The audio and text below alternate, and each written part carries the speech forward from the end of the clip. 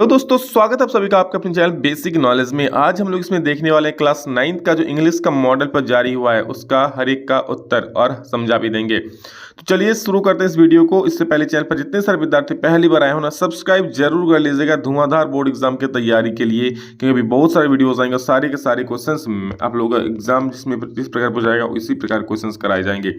तो चलिए देखते हैं क्या क्या क्वेश्चन है। ठीक है, इससे पहले आप लोग का हिंदी का, मैथ का, साइंस का सबका अपलोड कर दिए हैं, जाके देख लीजिएगा। एक प्लेलिस्ट भी बना दिए हैं, डिस्क्रिप्शन में उसका लिंक है। देखो, read the following passage and answer the questions from 1 to 5। आप लोग को पहले पैसेज पढ़ना है, चलिए मैं पढ़ के समझा भी दे रहा हूँ। Science has made a significant contribution in every aspect of modern life. हम लोग जो मॉडर्न लाइफ है ना, इसमें साइंस का एक बहुत ही अहम योगदान है, समझ सकते हो ना। बिना साइंस का सोच सकते हो भाई, हम जो जिसके थ्रू सब पढ़ रहे हैं मोबाइल, ये भी साइंस का योगदान है ना। Every person feels the effect of science in day to day life. और हर एक व्यक्ति क्या अपनी प्रत्येक दिन अपने जीवन काल में साइंस के महत्व को समझता ही है, साइंस का इफेक्ट को देखता महसूस ही करता है। कैसा साइंस महसूस नहीं कर रहे हो भाई आप, अभी जिस रूम में बैठे हो सकता है रूम हीटर चल रहा हो, ठीक है, अभी चाय जैसे पका रहे हो, गैस साइंस का ही कमाल है। ठीक, science has made life easier. Science ने क्या हमारे जीवन को आसान बनाया है। Modern technology has also made life easier. जो नया टेक्नोलॉजी है, ठीक है, वो क्या किया है, हमारे लाइफ को आसान बनाया। For example cookers, induction, plates, microwave, ओवन्स, mixture, ये सारी चीज़ हमारे लाइफ को तो आसानी बनाए। मिक्सर बटन दबाओ सौ करके चालो, समझ रहे हो। मिक्सर पहले सिलबट्टा में पीस के हाथों में जलन आ जाता था, अभी क्या मिक्सर में घुमा घूम करके सीधा पिस जाएगा, समझ रहे हो। तो कितना आसान बना दिया है। The food that we eat, the clothes that we wear, the books and papers that we read, the recreation we enjoy, the games that we play, all have some of the other things to do with the application of science। ये सभी क्या science का एक application है, और इसके मतलब science के अलावा और कुछ थोड़ा बहुत इसमें चीज़ें यूज़ किया गया है। मतलब मेनली सब में साइंस का ही अहम योगदान है। Technology has undoubtedly made our life better, but for their cauzy efforts people tend to be depend on it so much। क्या बोला, टेक्नोलॉजी बिल्कुल नो डाउट हमारे लाइफ को बेटर बनाया है, बट क्या किया है, people tend to be depend on it so much that they can't even imagine living without it. और इस हमारे लाइफ को तो आसान बनाया है, लेकिन हम लोग क्या इतने इसका व्यस्त हो चुका है कि हम लोग ये सोच भी नहीं सकते हैं कि बिना इसके हम लोग को जीवन बिताना पड़ेगा। सोचो, आपको अगर मोबाइल नहीं मिला तो क्या करोगे, बिना मोबाइल का रह पाओगे, कितना मतलब दिक्कत हो जाएगा। तो हम लोगों ने मतलब पूरा हम लोग इस पर डिपेंड हो चुके हैं। ठीक है, चलिए कुछ क्वेश्चन है उसको देख लेते हैं। सबसे पहला प्रश्न क्वेश्चन है, what is the contribution of science in our modern life. Significant contribution, normal contribution, no contribution की एवरेज कंट्रीब्यूशन। तो बिल्कुल सिग्निफिकेंट कंट्रीब्यूशन पहले ही आप लोग बताए हैं, स्टार्टिंग में ही है लाइन में। How has science made our life. ठीक है, how has science made our life. Science ने हमारे जीवन को कैसा बनाया है। तो साइंस ने हमारे जीवन को टफ बनाया है कि बिल्कुल हेल्थ खराब बना दिया है, डल बना दिया है कि इजी। तो बिल्कुल इजी बना दिया है ना साइंस ने। ठीक है, देखो पहले आप भाई कोचिंग जाओ, ऑफलाइन जाके पढ़ोगे, फिर टीचर से। अब देखो सीधा मोबाइल में बैठ के पढ़ सकते हो, कितना बड़ा टेक्नोलॉजी है। Through which technical things are used from domestic life to industrial sector. क्या बोल रहा है, through which technical things are used from domestic life to industrial sector. तो इसका सही उत्तर है साइंस। मतलब घरेलू जीवन से लेकर के उद्योगों में क्या यूज होता है, कौन सा चीज, साइंस का। बिना साइंस का कुछ नहीं चलेगा। What is the synonyms of undoubtedly। undoubtedly का synonyms क्या होता है, ठीक है, मतलब इसका पर्यायवाची क्या होता है, तो ये होता है डाउटलेस। ठीक है, नेक्स्ट देखिए, next what is the antonym of significant. Significant का उल्टा यानी विपरीत शब्द क्या होता है, तो सिग्निफिकेंट का हो जाएगा इनसिग्निफिकेंट भी हो जाएगा और अनइम्पॉर्टेंट भी हो जाएगा, दोनों हो जाएगा। ठीक है, यानी ऑप्शन नंबर बी सी हो जाएगा, A and B both. Next देखिए, फिर से एक पैसेज दिया आप लोगों को, अच्छे से क्वेश्चन नंबर 10 तक प्रश्न का आंसर उत्तर देने बोला है। बहुत आसान है, अच्छा है, देख ली मजा आ जाएगा। 1 से बी फील थ्रस्टी, मतलब एक जो मधुमक्खी होता है ना, उसको प्यास सा लगा। It flew to a pond to drink water. क्या वो एक तालाब की तरफ उड़ गया पानी पीने के लिए। While drinking water the bee fell into the pond. और पानी पीने के दौरान वो तालाब में गिर जाती है। A dove was sitting on the branch of a tree. वहीं पर एक जो ब्रांच रहता है, पेड़ का टहनी रहता है, वहाँ पर एक कबूतर बैठा रहता है। ठीक है, it saw all and decide to save the bee's life. और वो सब कुछ देख रही थी और उसने क्या, उस जो मधुमक्खी है उसके जीवन को बचाने का मतलब किया कि हाँ इसको हम बचाएंगे। The dove threw a leaf. उसने क्या, एक पत्ता फेंक दिया। The bee climbed over the leaf, और वो जो मधुमक्खी थी उस पर चढ़ गई, चिपक गई। Dried its wing and flee away, और अपना जो पंख था उसको सुखा लिया और उड़ गई। आफ्टर ए फ्यू डेज, और कुछ दिन बाद फिर घटना घटती है, एक हंटर आता है जंगल में, ठीक है, मतलब शिकारी आता है। ही एम्ड एट द डब, वो क्या कबूतर पर निशाना लगाता है जो कि ब्रांच पर बैठी हुई है। Luckily the bee saw the hunter, और यहाँ पर क्या, वो जो मधुमक्खी जिसका प्राण बचाया था कबूतर ने, वो देख लेता है हंटर को कि भाई ये गोली मारने वाला है कबूतर को। It flew to the hunter and stung him hard on the hand, क्या वो हंटर की तरफ, शिकार की तरफ उड़ गई और बहुत जोर से मतलब काट दी उसका हाथ में, ठीक है। The Hunter missed his aim, और हंटर क्या सही से एम नहीं लगा पाया और कबूतर को मिस कर दिया। The Dove here the gun shot, और जो कबूतर है उसका बंदूक की आवाज़ को सुना और भाग गया उड़ के। The dove thanked the bee for this timely help, और जो कबूतर है उसको उस टाइमली हेल्प के लिए उसके शुक्रिया अदा करती है। देखो क्या है इसमें, पहला सवाल कि where did the bee fly to drink water, वो जो बी है यानी जो मधुमक्खी है पानी पीने के लिए कहाँ गई थी, that is a pond is the right answer. Now next question, what happened to the bee while drinking water, पानी पीने के दौरान उसके साथ क्या हुआ, it fell from the tree, it fell into the pond, बिल्कुल it fell into the pond, वो तालाब में गिर गई। Who saved the bee's life, तो ए डव, यानी कबूतर ने उसका प्राण को बचाया।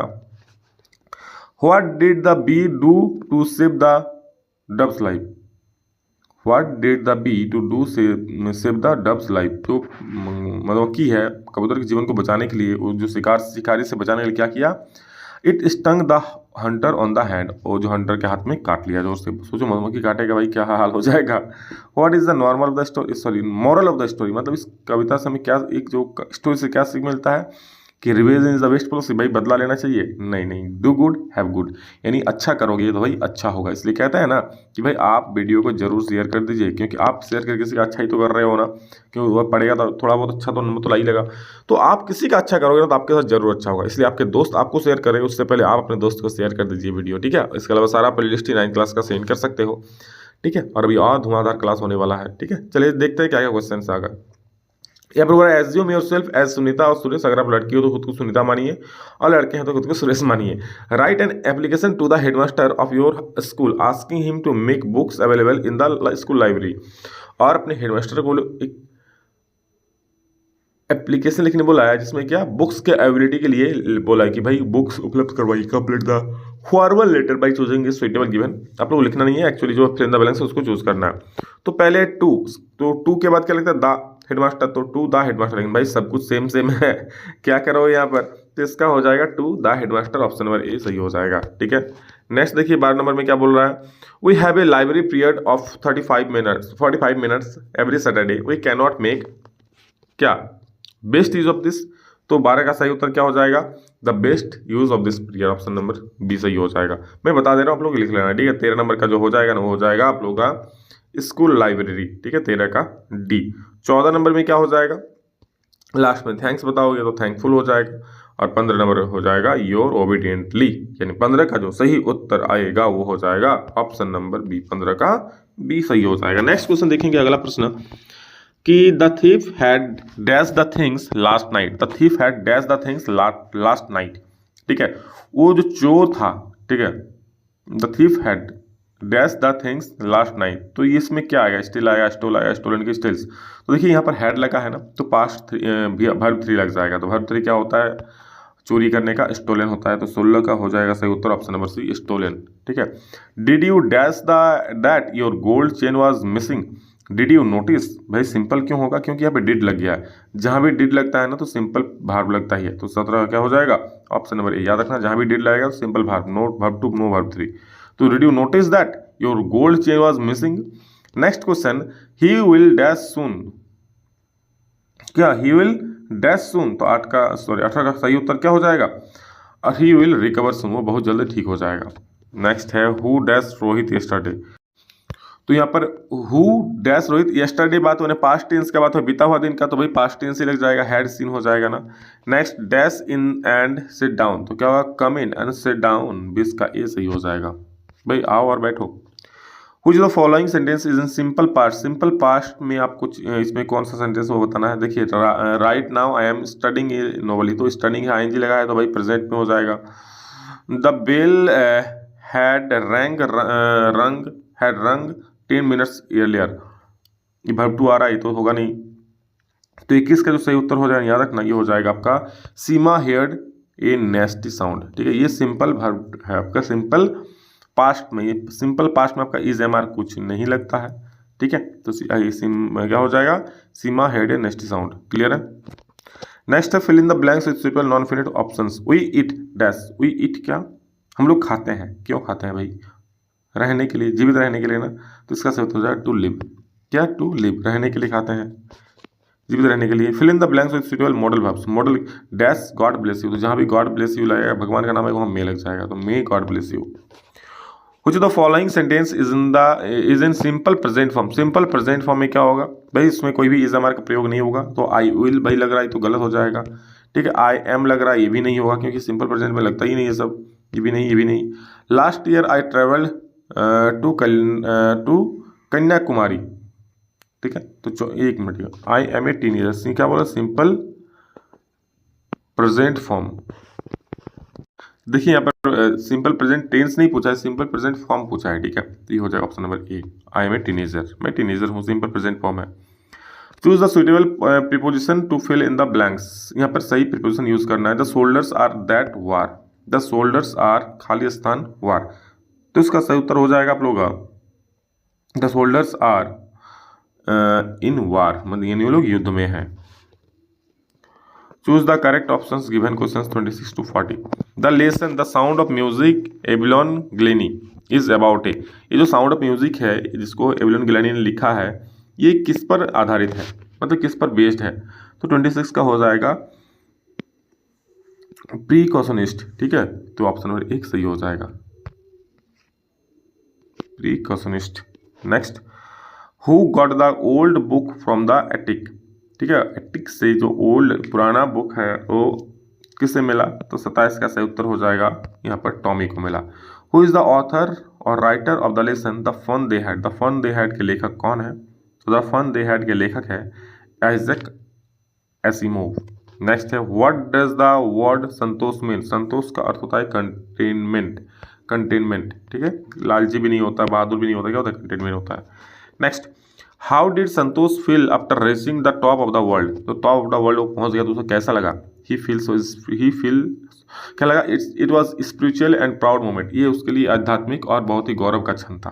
ठीक है, who thought of improving the sound of pungi. तो पुंगी का साउंड को इम्प्रूव करने के लिए कौन सोचा, तो राजा के दरबार में जो बार्बर था ना, जो नाई था, उसने सोचा। ऑप्शन सी सही हो जाएगा। Which of the given poems is written by Subramaniam Bharathi. Subramaniam Bharathi के द्वारा इनमें से कौन सी कविता लिखी गई है। 32 नंबर देख लीजिए, इसका सही उत्तर हो जाएगा आप लोगों का वाइंड। वाइंड जो है बिल्कुल सही उत्तर हो जाएगा।